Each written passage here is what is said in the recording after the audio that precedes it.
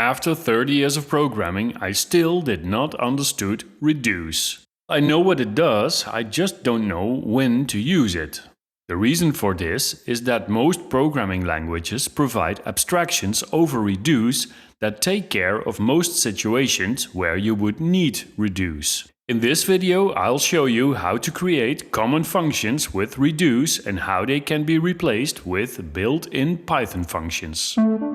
Let me start with a simple task. Sum the numbers in this list. The most naive approach is this one.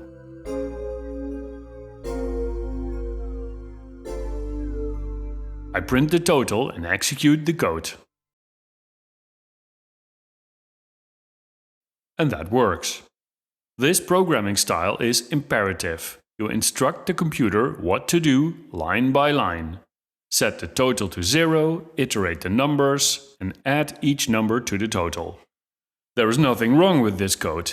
In fact, I think it is great code because even a beginner understands what is happening here. Now let me rewrite the code with reduce. Reduce is not a built-in function, so I need to import from functools. I rewrite the code.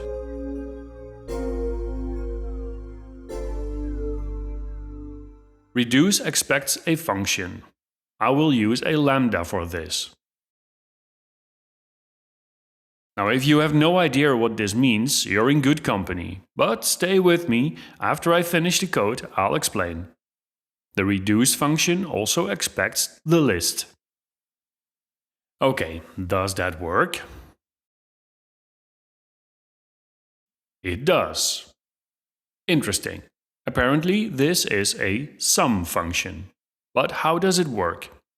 Well, the reduce function took the first two elements of the list and copied them to A and B. The numbers were added and the result is stored in something called an accumulator. The reduce function proceeds and adds the next number to the accumulator. The accumulator has now value 6. Finally, the reduce function adds the last number to the accumulator and the result is 10. When the list is depleted, the value of the accumulator is returned to variable total. So the reduce function reduces the list of numbers to a single number. The funny thing is that although I never really understood the reduce function, its name is extremely well chosen. But why haven't I used it until now? Well, that is because Python has an abstraction over this reduce code. It is the built-in sum function. Yep, that does the trick. I'm not sure if the Python source code really uses the reduce function to calculate the sum, but in any case, the built-in sum function allows us not to think about that at all.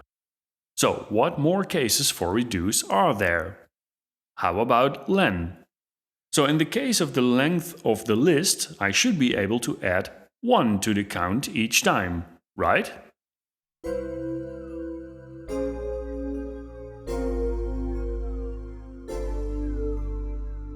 Oops, that does not seem to work. The problem is that the reduce function takes the first two values from the list and I add 1 to it. But the first value is a string. I need some way to start with a number instead of a string. Luckily, the reduce function allows a third argument for an initial value.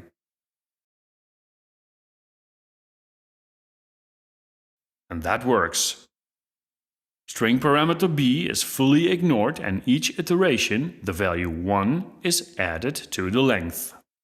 Yes, the length of the list can be calculated with reduce, but you already know there is a built-in function that does this way easier, the len function.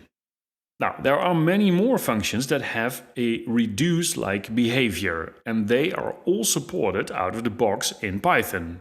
I bet you have used them before, and that is why you probably never needed the reduce function directly. In fact, although the reduce function used to be a built-in function, it now has been put in functools prison. There must be different use cases for reduce, but in my work I never encounter them. And that is why I never used reduce directly. And how lucky I am! Some say this is intuitive, but I don't find this intuitive at all. If I would have no choice, I'd prefer this. But since us Python developers do have a choice, this is even better.